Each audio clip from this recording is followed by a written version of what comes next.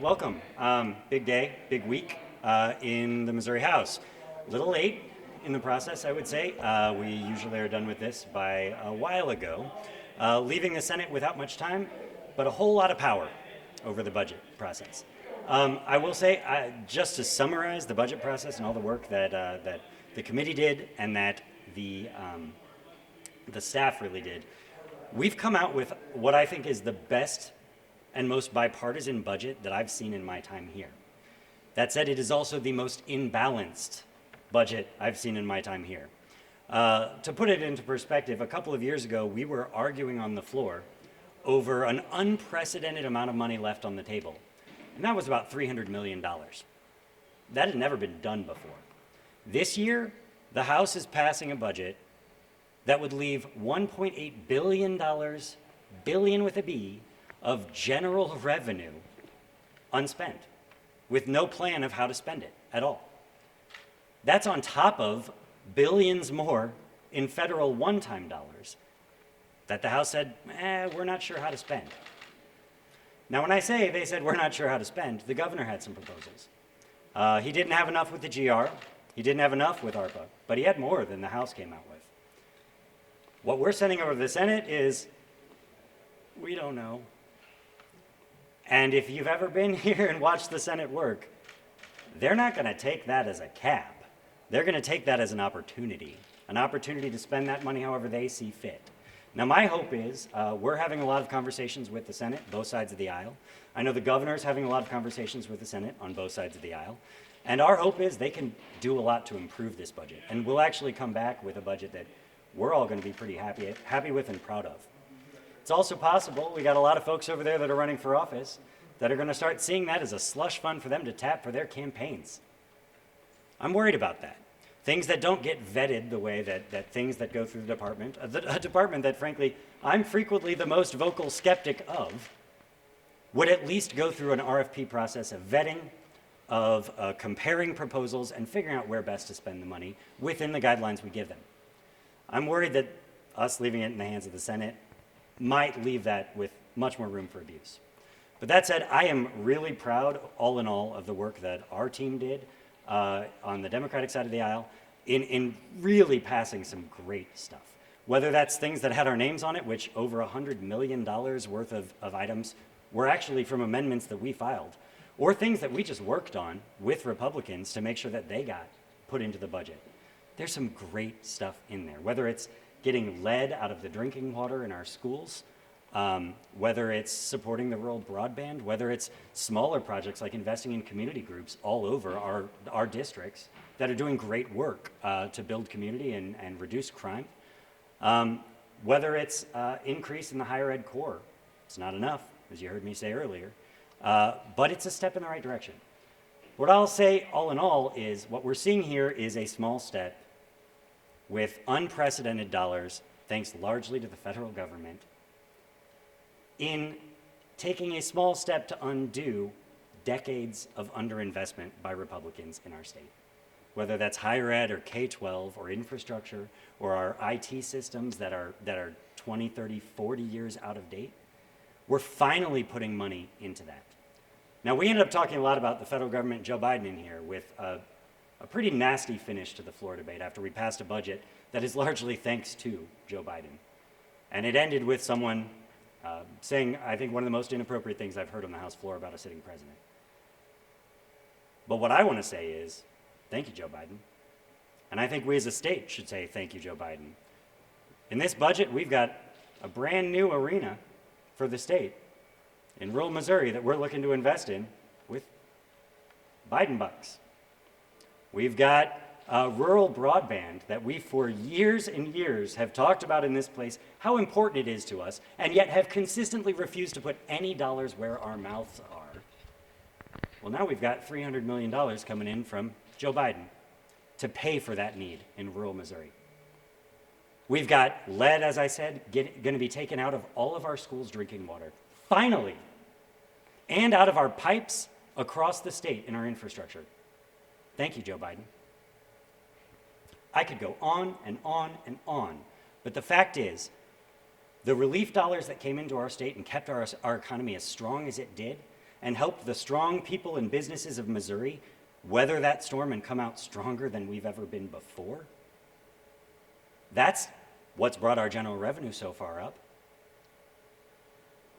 The one-time dollars that are being invested into our state for us to put into these long overdue projects, under investments, that's thanks to the federal government. So I'm grateful for them sending that money down. And I'm also grateful to the governor realizing we need to actually invest it here in Missouri. His proposal is the best proposal I've seen from a governor in my time here. I wish we'd kept more of his proposals in. We can still do more than that, but it was the right start and the right sentiment. These Republicans that are saying we should just let this money rot in a bank, or worse still, go back to the federal government where it does Missourians no good at all, that's just crazy and irresponsible. So, happy to take questions, but that's my summary. The general revenue spending in the House plan is actually $600 million less than the governor recommended, which if you look at revenue trends currently compared to the CRE, that could result in a surplus on June 30th, 2023 of $3.5 billion. Yeah. What should be done to think out how to use that money? Sure. Well, look, I think first of all, you bring up a good point. I'm using the 1.8 billion number. That's based on a CRE that I think all the returns coming in are showing is low. Consensus revenue estimate, that's low. We're actually going to end up with more than that, and it's looking like it's going to be upwards of $3 billion. But honestly, when we start talking about dollars this large, for a lot of people, they hear this and it's just a lot of money. It's a lot of money. And that's general revenue. So it's a different conversation than we're having about this one-time dollars of how do we invest in things that are one-time that aren't going to be ongoing. This is money we should start committing to the things that keep our state moving. Things like higher education that we've cut by over 10%, as much as 15% in the last 10 years. We should be investing in building that back up. We should be investing. How can we possibly justify underfunding our school transportation for K-12 institutions in this state by less than half of what we should be putting into it when we're sitting on billions of dollars in general revenue? And what I will say is when we're figuring out a plan, looking at things like those, that we know what they will do. We don't have to rely on some unpredictable contract bids and RFP guidelines. None of that. We know exactly how our schools will spend money on transportation. They'll spend it on getting kids to school. We know how higher ed institutions will spend their dollars. They'll actually support more young adults being able to go to college. That's the stuff that grows our state. And we already know if, in fact, our revenue picture doesn't end up looking as incredible as it seems to look going forward, those are places we've trimmed back over the last 10 years. We can do it again in the future if we have to. I do worry that with that general revenue, if we don't sit and make a plan like that, and mind you, we've had well over a year to figure out a plan, we might risk some less responsible ways of spending that money that are less sustainable, less accountable, and put us at risk if times change in the future. Representative Quaid, you said how many 50-50 districts there are in the this year's election, and I'm wondering, how are you going to advise Democratic candidates on taking credit for what is in this budget if they think that will help them in their elections? Yeah, well, in terms of taking credit for things, I will say that it's no secret in this building we have to hand a lot of things off to Republicans, and so our names are not always on the amendments. As Representative Meredith said, we got a lot of money through this time in amendments, but there was so much more that our team fought for months ago and through the entire process, and will continue on the Senate side as well. So when it comes to, quote, taking credit for that, really it's just a discussion about the realities of what's going on in our state. This money is a majority of it coming from the federal government. A lot of the general revenue, as Representative Meredith highlighted, is because of federal government stimulus that our small businesses were able to take advantage of, et cetera. But it's just talking about it and saying things that we know our voters are in favor of, like fully funding Medicaid, which we were able to do in the budget this time, putting more money towards creative programs like the career ladder for teachers. But it's also going to be a discussion about the things that we continue to ask for and didn't receive, like increased teacher pay, like transportation, like a lot of this one-time spending for a lot of these amendments that were struck down. So it's going to be a balance of all of that, but really, we are in a unique opportunity to be able to talk about some serious wins that we got, so I'm excited about that. On the topic of teacher pay, I talked to, Senate House Conference, and I asked kind of what are the Senate priorities of this money going over, and the first thing Senator Reza said was teacher pay. I know, Representative Meredith, you called maybe Parsons' approach not maybe the best method. I mean, are there talks with the Senate right now on how to get that minimum teacher pay up? There are. We're actively talking to them about some of the things we've considered over here, including what I offered. But I know there are other options too. What I don't want to see happen, and I think a lot of them don't want to see happen, is if we don't find the perfect plan, we end up doing nothing. We have to use this money. We know teachers are underpaid. We know that we're at the bottom of the country in teacher pay. We know that they've been facing brutal times for the last couple of years, feeling both under-resourced and disrespected by many of the parents out there sometimes, but I would say especially and mostly by the leaders of our government. And I think if there is one thing that we all know has to happen, and the governor seems to agree, we have to raise that teacher pay. Agreed, his proposal had a lot of problems. I would have had trouble supporting it, but we can't replace that with nothing. And I think it doesn't take a lot of work for us to spend a little longer with that, since he proposed it months ago, and figure out ways that we can do it better. Because it's not that far from workable. And I think we'll get there. I think that there's a path.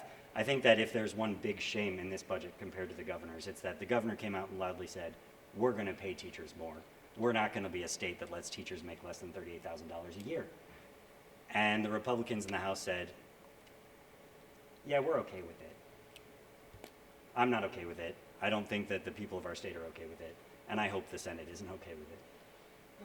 This morning during the press conference, Galen asked Senator Rizzo about COVID restrictions on all the bill. And if you only would have saw his face, it was, what? Have you talked to the Senate about that? He was shocked. He even called it crazy. Yeah, Rowden did, yeah. I will say- Have you talked to the Senate about that being on so many bills? I know, Burnett, you said that you're concerned what this is going to do for schools. Absolutely. I have not personally had those conversations yet, though I know other members of our caucus and our leadership are having those conversations actively. That is without a doubt going to be one of the things we jump to immediately. It's just completely irresponsible and dangerous for us to have that language in. I think that the majority leader over there is dead on in calling it absolutely crazy. I hope that they get that out of there. I will say politically it's a hard one, we know, for the Republicans. Even though it's completely ridiculous, it's a simple soundbite that's hard in their elections. My hope is common sense wins out over there, which is a difficult hope sometimes in the Senate. There's that language, and then there's also language that would aim to block Planned Parenthood from receiving Medicaid funding. Is that something you all view as legislating through the budget? I know the state courts have had something to say on that. Of course. And honestly, it's a fight we have every single year. And every time it's gone to court, it's indeed been considered legislating in the budget and struck down. I suspect that this language would do that again this year. It's just frustrating that they continue to want to waste state taxpayer dollars on fighting in court over what they know isn't okay.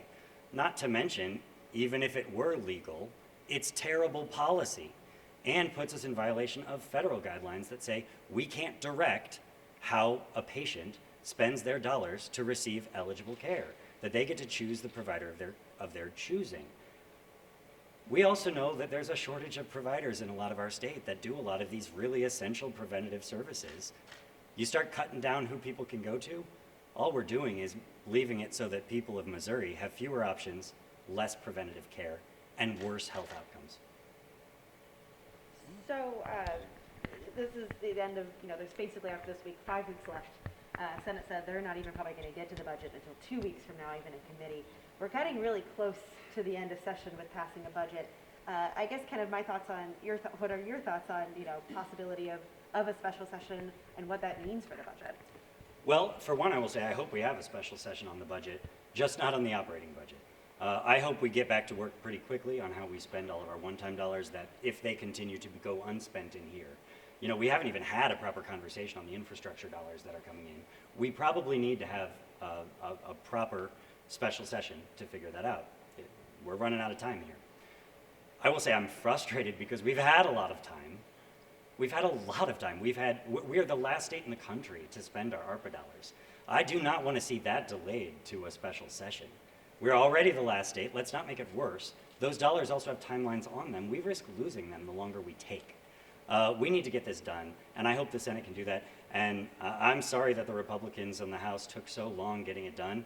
If I thought it was because they came out with a more comprehensive and well thought out plan, maybe I'd feel differently. But it sure looks to me like all they came out with was, let's scale back some of the governor's proposals and then put up our hands and shrug. That's not worth the time spent. The last thing coming through the budget is the regular capital appropriations bill. Is there any indication that y'all are getting from the chairman that these unspent ARPA dollars could find a home there, that any of the general revenue that was cut from the governor's operating plan could be used there? And if so, what are some of the things that you'd like to see added? Well, first of all, I can't speak for the chairman. He keeps a lot of his plans for the future close to his chest, as we see sometimes from last-minute drops on the floor that we knew nothing about. I know that there are plans to figure out how to spend the infrastructure dollars. I have not yet heard concrete good ones, but those conversations are without a doubt happening. Whether that and unspent ARPA money lands in the capital improvements bill, I think is unlikely, honestly. I think that we're more likely to see that in a broader infrastructure bill. That said, I know the governor has already submitted to us some of his requests for use of that money, not just the ARPA funds, but the infrastructure dollars. And the sooner we can get to that, the better. Oh, and one last thing, the one thing I have heard from the chair on the ARPA dollars is that it is actually his intention to hold a lot of that money back. His purpose in reducing that was to hold that money back and say, we're going to release it gradually over the next couple of years. So I don't think he intends to use more of that now. I think, if anything, he wishes we'd cut it back further. Thank you all so Thank you. much. Thank you. You have a great weekend. Don't want to talk about the abortion bill?